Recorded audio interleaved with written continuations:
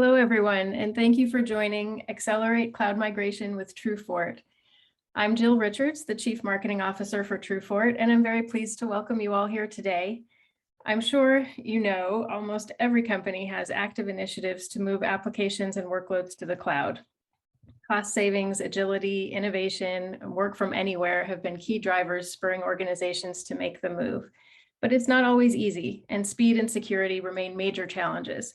So today we're bringing you two experts in cybersecurity and TrueFort to talk about best practices to move you confidently and quickly along your journey to the cloud, improving security and speeding up your current efforts in the process. Our agenda today is simple. We'll start with introductions, get into the discussion, and take any final questions before we wrap up. I have two quick housekeeping items for you. This is an interactive webinar, so we encourage you to post questions as we go. You'll notice a Q&A icon at the bottom of your screen where you can post questions. And we're also recording this session and we'll share the on-demand version with you. So without further delay, let's introduce our speakers. We have Samir Malhotra, CEO and co-founder of TrueFort, and Dr. Ed Amoroso, who has multiple titles, but we'll introduce him here simply as CEO of Tag Cyber. Gentlemen, I'll let you take it from here. Well, that's wonderful. Thanks so much, Jill, for setting things up for us. Now, Samir, I'm looking forward to learning something today. Every time we chat, I pick up some new tips, and I'm sure the people who are either with us live or who'll be listening, to the recording, will want to learn something as well. So first of all, let me welcome you. Thanks for making some time today. No, thanks, Ed. It's always a pleasure talking to you. And many times we've had conversations. The topics have always been to my heart. So it's always exciting to spend time with you. I've been tracking your company, I think, since you started. Like, we've known each other a long time. I remember it. Tell me if this makes sense. When we first started talking, it seemed like the sentence would start with applications. Now it seems like the word starts with cloud more often. Have we, is it just the industry moved in that direction where cloud is such an important driver here that, have you noticed that as well? Yeah, I mean, post-pandemic and as we said in the openings, transformation, whether it's digital, business transformation, various other initiatives, efficiencies, and the likes have all started to look at the cloud as the place to land. And so we're seeing this more and more in the industry, especially large enterprises are now adopting more cloud. But what's interesting is, what are they moving to the cloud? And you never hear people say we're moving our infrastructure to the cloud. They always talk about moving applications, driving applications, running applications. So I think it's synonymous, and the future of how enterprises absorb technology or product will be cloud-centric. It seems like with that transformation where people are going from these more monolithic apps to data center to cloud, you guys are app experts. Have you seen the architecture really shift significantly for applications? Have they gone from a big monolithic blob to something micro segmented with some sort of orchestrations like Kubernetes or something around it? Are you seeing, in addition to moving, just the apps are changing? Has that been your observation? Yes, we've seen all of the above. We've seen customers who are taking their existing applications and moving to the cloud as they exist. We've seen them transform pieces of it into more cloud-friendly platforms. And we've seen many customers adopting a cloud-native first approach. So, customers are all over the spectrum from that perspective, whether they're on-prem, private cloud, public cloud, or hybrid cloud. They all have certain things in common. Certain environments are not, able to move, and they have to have some dependencies and stickiness with that. But more often than not, we're seeing predominant lift and shift in the early days as they start to drive towards a strategy. And I think the challenges have been, Ed, is that we're now coming to realize that whether it's supply chain issues or resourcing, having your own data centers are not the most efficient for the speed of business that you're trying to drive. So they're adopting many ways to get into the cloud forward so that they can become more agile and deliver more capabilities faster for their businesses. You know, you shared with me something I thought was interesting. We were talking, I guess, a week or two ago, and I'd asked you, I'll ask you now, whether anybody's actually doing it right. Like I'd assume, I'm sure you have a lot of customers that go into the cloud and the whole thing's a mess. They call it and say, we've got a problem. You know that drill. It's like we've got problems, lost visibility, all that stuff. But I'd asked you, I said, you know, what percentage of your customers plan it out properly, embed the security sort of architecture into the whole sort of recasting of that functionality in the cloud? You told me quite a few. I was expecting you to say like 1 out of 100. It sounded like it was good news to hear that. Take us through those two kinds of cases, like the first where somebody has made a terrible mess of things. And then second, what's your advice on, you know, doing it right, and how have people actually done it right? I think it'd be fascinating for people to hear the two sides of the coin. That's a great question, Ed. What we see predominantly in the early adoption is customers taking a lift and shift approach. There are fundamental challenges with that, starting with— Let me make sure. So lift and shift means you take the application that's sitting in your data center and you essentially try to rehost it more or less intact into the cloud. Is that lift and shift? More or less intact into the cloud. Got it. And it's assumed to be the easiest route to get into the cloud, but there are some fundamental challenges, especially when you look at it from a security perspective. The first thing is that we have an excessive trust perimeter within our data centers. We know that, right? We do not put them out of controls because we feel it's within a secure confinement. What that leads to is you don't understand the dependencies, you don't understand your hardening stance, you don't understand who's allowed to access those really well.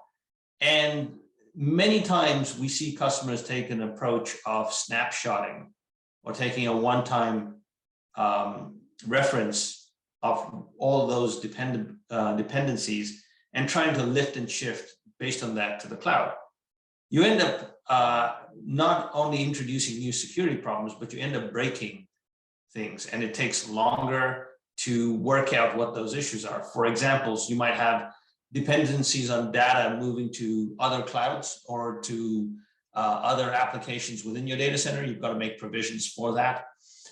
You might have identity dependencies. In your cloud, you may not use your identity management system that's on-prem, and you might use the ones that are in the cloud. You might not really understand how to permission them, whether it's least privilege or exact same privilege. So there's a lot of determination that's required from a lift and shift, and it's fraught with the most errors and the most number of challenges. So if you do not have a real-time system that can help you record, get that data for a longer period of time, make comparisons, not only in current state, but the end state, and continue to monitor that through the progress of the migration, you're going to end up with expensive, costly, and time inefficient migrations, which then in the longer term do not give you the benefits that you're looking for. Where we've seen companies do this effectively, we're working with one of the top pharmaceutical companies in the world today to provide that capability. Where we see them is in the planning stage. They want to get as much telemetry, they want it automated, they want to have the capability of understanding it across multiple dimensions, not just what I'm running in terms of software and where and what it's connected to, but what the downstream dependencies are, what the identities, what the hardening position is. You cannot be in the cloud without making sure certain controls, like standards from NIST in terms of workload hardening, standards from CIS or SysCat in terms of configuration management and FIM controls, all of those have to be in your plans. You need to understand what the current state is and what your future state is going to be in terms of the security controls, and then plan that through the migration. So that's from a lift and shift perspective. The second aspect that we see customers do well is the transformation, right? You do not want to take, because cloud can become expensive, you do not want to take overcapacity into the cloud. You want to be able to design the right end state.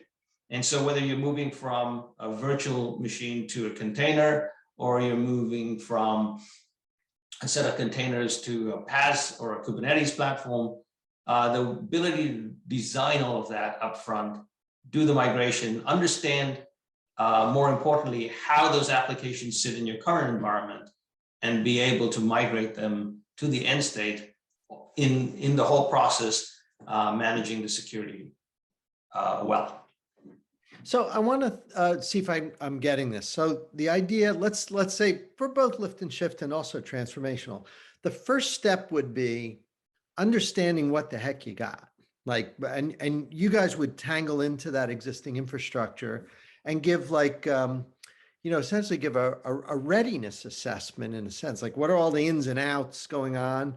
Do you run that for a period of time and get a good sense, almost like a flight recorder, of what's happening for the app? Is that what you mean by sort of step one here in the planning? Yeah, so step one is visibility.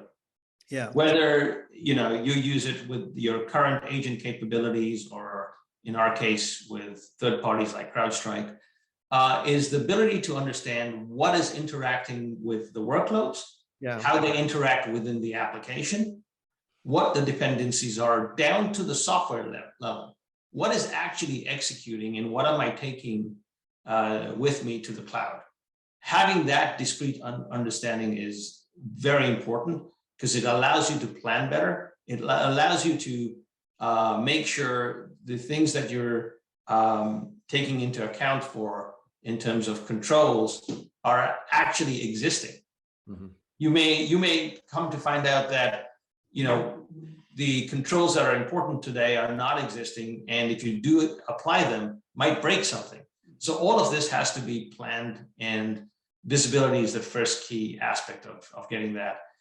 In terms of your second question, every application in every enterprise has its own periodic nature, and allowing for enough time of continuous monitoring so that you have all that telemetry which can be reportable is very important.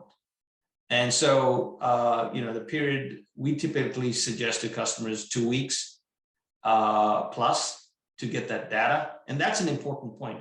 We've seen more mistakes, Ed, with customers taking a single snapshot in time or a couple of single snapshots. You miss a lot. And you miss a lot of the inner detail that causes you, A, angst once you've migrated to the cloud, but two, more importantly, forces you to relax the controls in the cloud that you're establishing, thereby losing the benefit of the security posture that you can improve in the migration.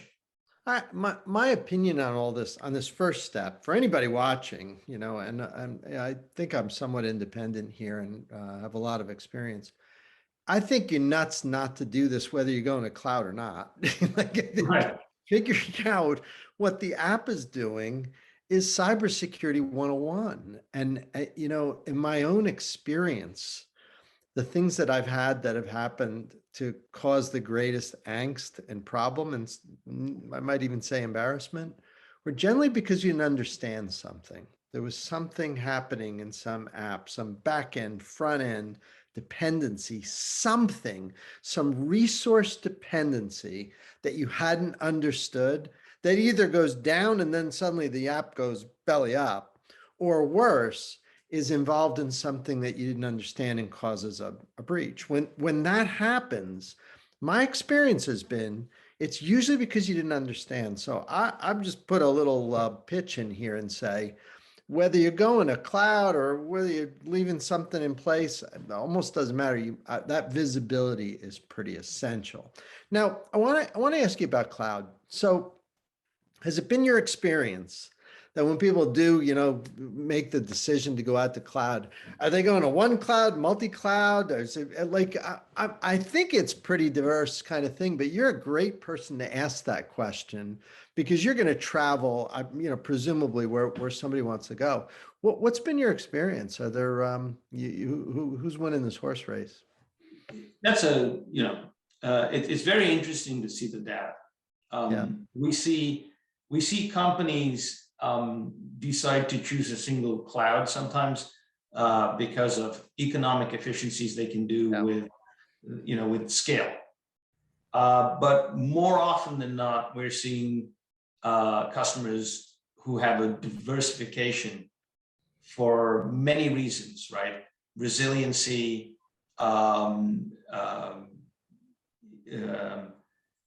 just the ability to have different types of platforms and because every cloud vendor today has some additional value perspective beyond the hosting capabilities that you might want to tap into. So we see quite a bit of multi-cloud platforms. The interesting piece around multi-cloud platforms, it makes your transformation more complicated. Because now your understanding of that application and the dependency and where the workloads sit or where the applications reside needs to be mapped more accurately or needs to be monitored more accurate from that perspective. And so as much as organizations want to have a single solution today, because of how the software services are coming up and the differences between the clouds, they're sometimes forced to go that route of multi-cloud, but many times they do it from a resiliency or a diversification perspective. Interesting. Now, we haven't even talked about cybersecurity yet. Let's get into so the readiness thing. I mean, I guess that is security in a sense, knowing what the heck the thing is doing. So I'll grant us that we haven't been too irresponsible here, but let's talk about cybersecurity. So when you guys are looking at a modern application, what's the right way to look for evidence that something's wrong? I know I've watched you guys. You guys have hooks all over the place. You're looking at a lot of different factors.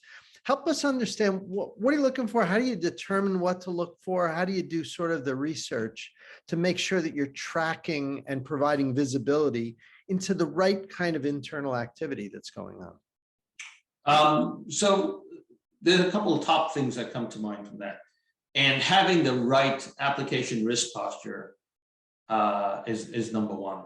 And what we mean by that is taking all the assets, the interdependency, and the workings of that application, being able to get visibility into that, being able to get reporting, and more importantly, to understand, like we talked about dependencies, but not just from, hey, I connect to this and I talk to this and the likes, but understanding your software. Do you have the right versions and are they at the right secure releases? Are you doing things such as having unencrypted traffic between workloads? That's a challenge, obviously, we know. Do you have many accounts that have access to the workloads or the application?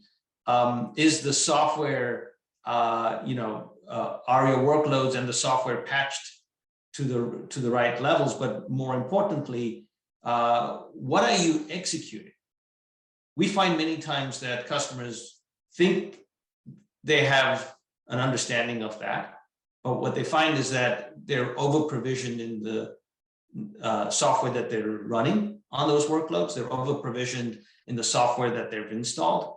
They might have other utilities and tools that are not important when you're hosting. So that excessive trust perimeter has to be measured and then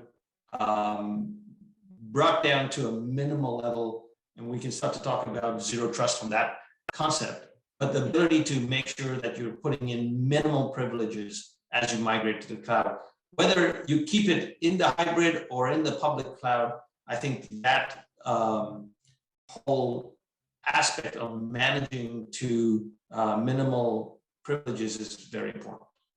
You know, before we get into zero trust, I want to ask you about compliance frameworks and so on. We actually have a note here from someone asking about this, but is it your observation that in some sense, the compliance frameworks, like say the SANS controls or, you know, some things that come in from NIST or definitely OWASP. OWASP would strike me as something definitely worth, you know, including in the discussion here. Curious whether you see these frameworks, these compliance standards tracking. My experience has been that the compliance frameworks tend to do a pretty good job at a very high level, but that once you dig into the much deeper level where you're looking more specifically at how applications are arranged and how the software developers are, you know, following or not following some sort of development best practice, it's always struck me that these are issues that are not well attended to by compliance.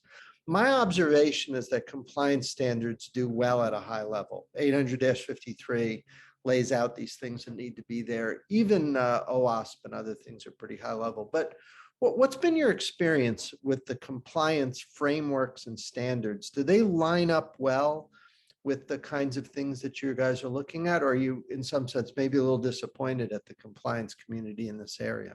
The compliance standards are catching up.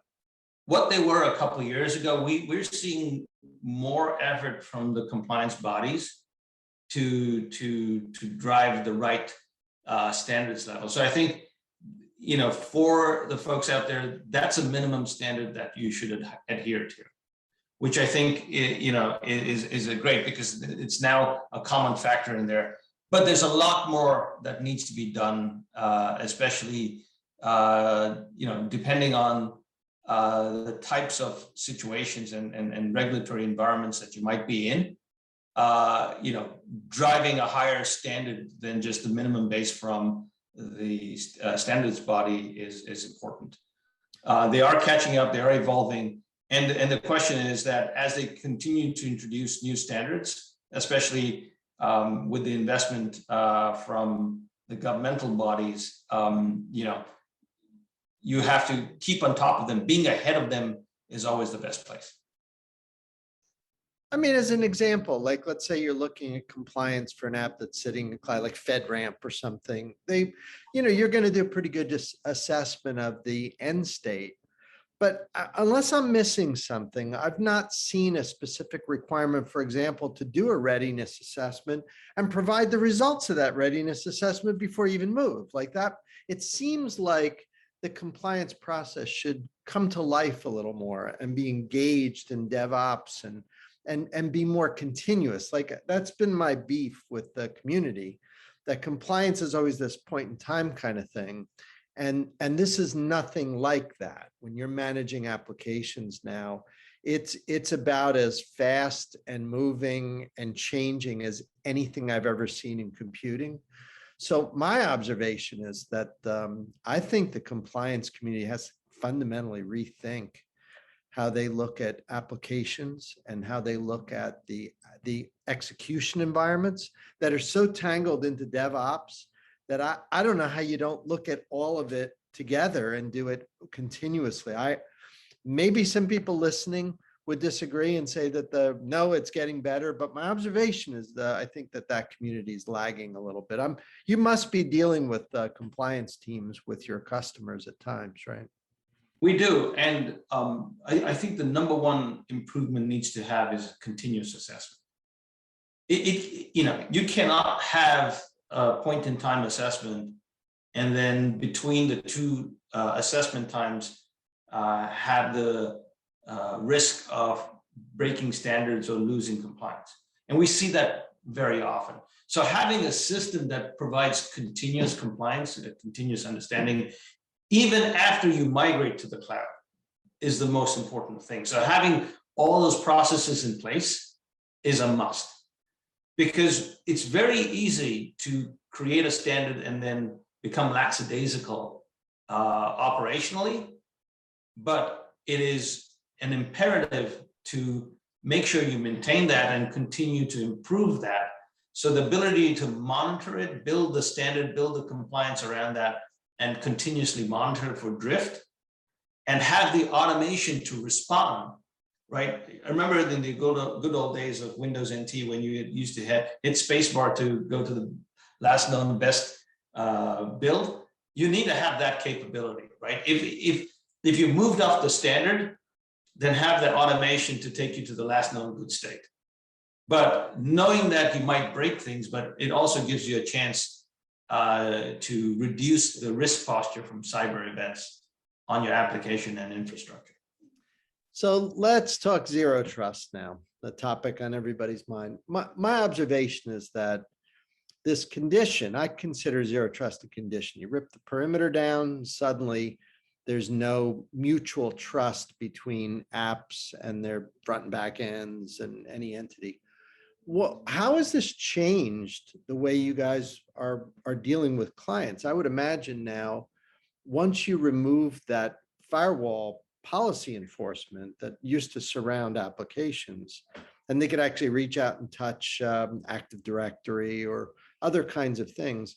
Now that these things sit off in cloud and they're operating in zero trust, do you see people freaking out a little bit and realizing, wow, and that maybe that goes to that more cloud native redesign and rethinking of the app? But talk to me about zero trust. I'm guessing it's had a pretty substantive impact on your customers and how they develop apps. First of all, let's define zero trust, right? And when we look at the industry, the earlier connotations of zero trust were either in the identity space in terms of least privilege or the network space. But we're finding that over the last few years, it's starting to catch on in other aspects of what we do from a security perspective. And so when we define it in TrueFort, we say, zero trust for your applications. Understand everything in and about your application that matters to the running and operating of that space, and understand what privileges are there. The natural tendency from a zero trust perspective is to go down to least privilege, which is the right way. But many times we find that if you can understand the behaviors and validate that the behaviors that you're seeing, whether it's on the network process, identity, execution, whatever it is something you understand and can validate, then that allows you to use a behavioral approach to zero trust rather than a configuration approach to zero trust. The challenge with configuration approach to zero trust is you're always trying to catch up with the next configuration. You're always trying to manage configuration management and the likes, and that's an uphill battle. And so our stance is that make sure you can have a system that helps you understand all the behaviors or express all the behaviors, monitor against it in real time, and then build a zero trust paradigm. But over time, use that same system to reduce the least privilege so that you gain the full effect of being in a zero trust framework. I mean, the programmers hate least privilege because, you have to get it perfect. And that's why we used to always run everything as root, right? So your code would always run. It may not be the greatest thing. It might be some security problems all over the place, but most programmers grew up knowing full well that if you widen the mouth on privileges, life is easier. Things are going to run and you're not going to get a lot of calls about outages. You just might be getting calls later that you got hacked. So that was never the right thing. But I love the idea that the goal would be visibility and understanding. I don't see how anybody could possibly go wrong with that as the primary goal for development. But again, I want to come back to sort of the implication of no longer running applications in a private data center.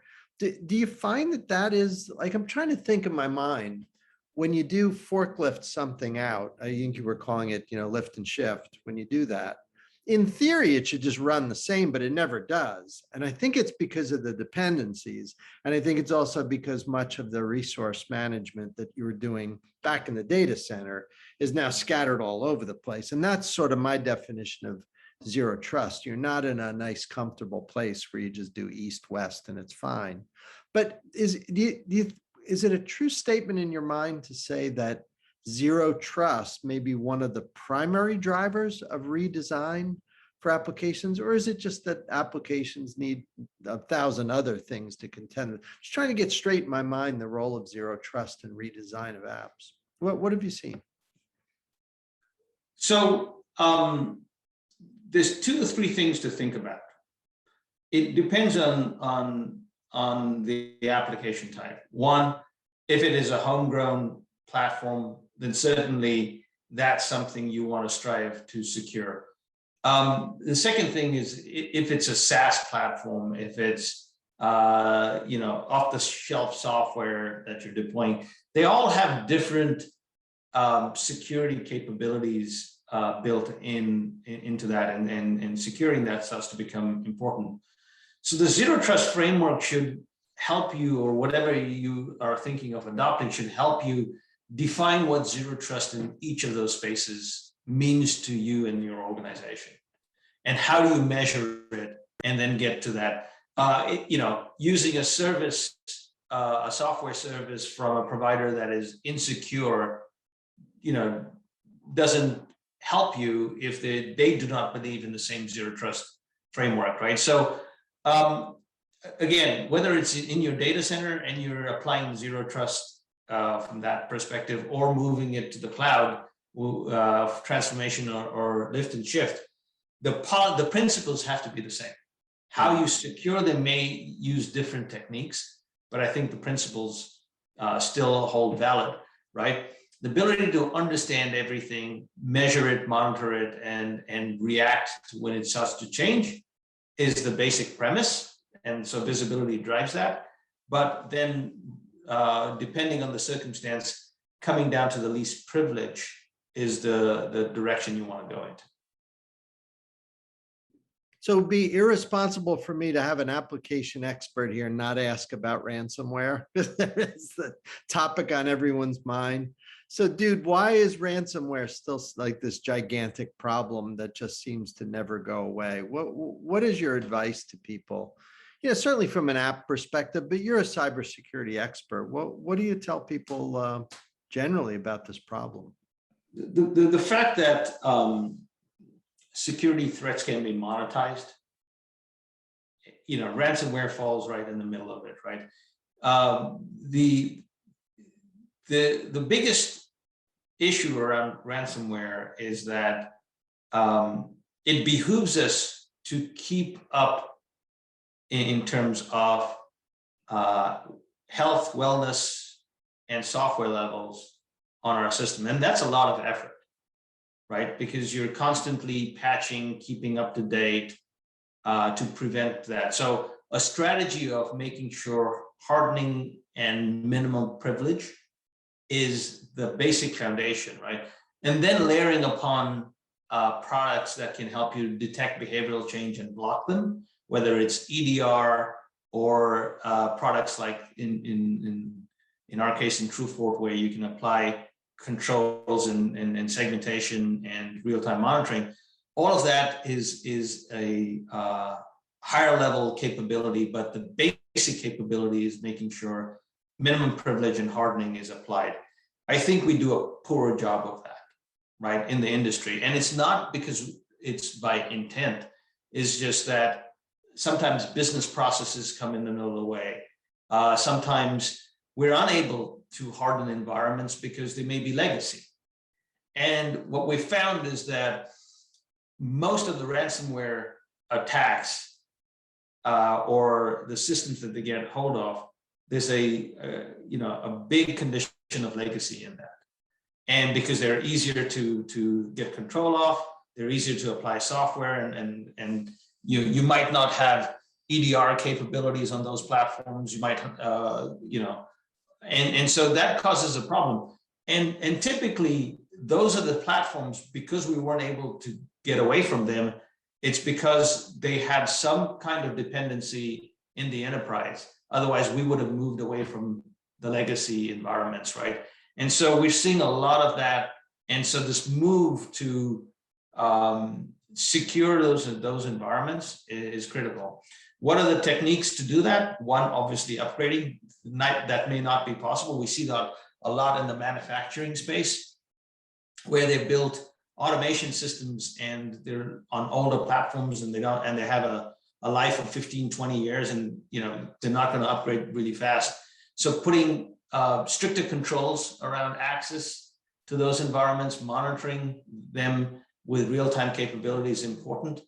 Other things such as making sure education, like in our company, in TrueFort, the first thing we tell our employees is that when you become a new employee, you're not getting an email from Samir asking you to go and get Google credit cards or something.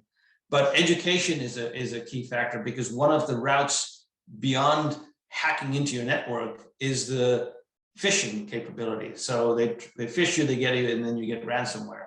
So, alongside controls and upgrading, educating the employees, educating the team, and having the ability to make sure people understand the risks of what they receive is very important. And then thirdly, the continuous drive of ensuring that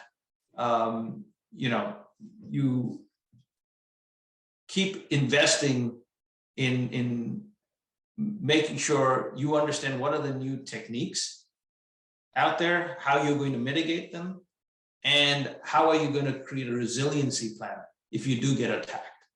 If you have critical environments that are ransom held, then have a strategy to have resiliency against it, maybe a backup or a recovery plan, so that you're not strangleholded to whoever's holding your ransom.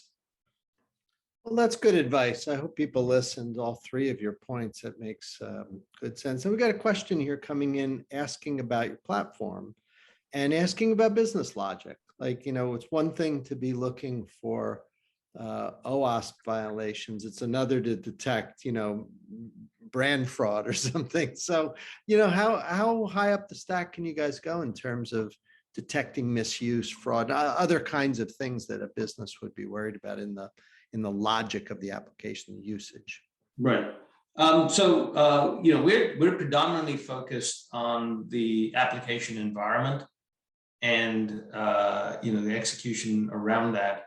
TrueFort doesn't really focus on looking within the application and looking at fraud. We do have models that allow our customers to build custom capabilities around that, but we're solely focused on the cyber risk side rather than on the fraud side. I have another question just asking here in general about DevSecOps and whether you see any trends. I can't resist saying the word automation. I can't say DevSecOps without automation, but what's you guys are experts at this. What do you guys see? That is one of our favorite topics. Yeah. And the reason it's our favorite topic is that moving security away from infrastructure and the security teams is the most important things when thinking of protecting applications. And the reason is that the more capability that you give and the automation that you give to your DevSecOps or development teams, the better the chance that the end product is secure. And we don't mean just code scanning, static capabilities like that, but the one thing that we like to discuss with our potential customers is the ability to have the developers predefine expected behaviors of their application in the runtime space. All 99% of the risk in your application is in the runtime space, right? You may take a strongly secured coded application and put it in a poor runtime space, you're going to have an issue. Because the risks from everything else surrounding the application environment that it executes from far exceeds the controls that you might have put in.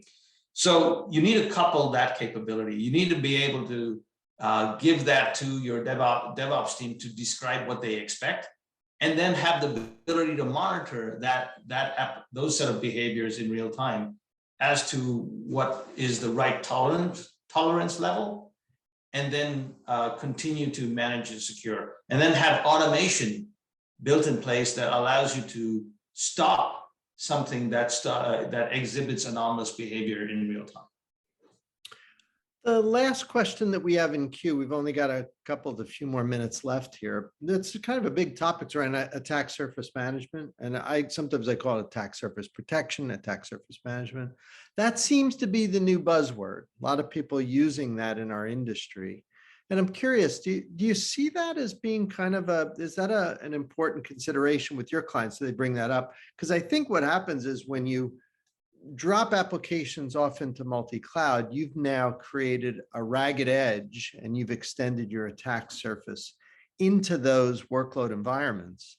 Do you find yourself increasingly kind of playing the role of helping to protect that extended attack surface? Do you think about things that way? So when you think of cloud, posture management is significant, right? Not only the runtime environment, which TrueFort's focused on, but the whole posture around your cloud is significant, because you need to make sure that the new moat that you're creating in the virtual world, in the cloud world, is just as secure as your runtime environment. So attack posture is something that you have to think about. At TrueFort, we continuously expand the number of points we're monitoring. I remember when we first started off a couple of years ago, we were about 115 points in real time in terms of telemetry. Today, we're exceeding 170 different points, and it continues to grow as we learn more about different environments, different clouds, different capabilities that you're needing to secure. And if we're seeing the growth like that, our customers are seeing even more tremendous number of points in terms of whether it's IoT, other various devices, user devices, and the likes. So attack surface management, the discipline around that has to continue to grow. Well, Samir, we have come to the 3-quarter mark here. I know we targeted about 45 minutes. I want to thank you on behalf of certainly my team at Tag Cyber. I know I always make my NYU students listen to these recordings, so they'll probably be, maybe it'll be question 3 on their midterm or something. But thank you so much for sharing. It's always fun to learn. I always find myself repeating things that I hear from you when I'm doing these speeches and so on. So I want to thank you. I always enjoy the connection, and appreciate you sharing with the whole group. And thank you very much. I always have fun talking to you, and hopefully this was a useful session to all of the folks on the webinar. That's great. It always is for me. Now, Jill, I'm going to turn it back to you in case you have any closing comments, Jill, that you'd like to make. This has been a great conversation. Thank you, Ed, for facilitating. Thank you, Samir, for sharing all of your insights. As practitioners and experts, it's been really great. So as you've heard, TrueFort helps some of the world's top companies to confidently and successfully migrate their applications to the cloud. We help to accelerate their efforts and their businesses while making them more secure. And we invite you to learn more about TrueFort. You can visit us at truefort.com and request a demo. So thank you all for attending.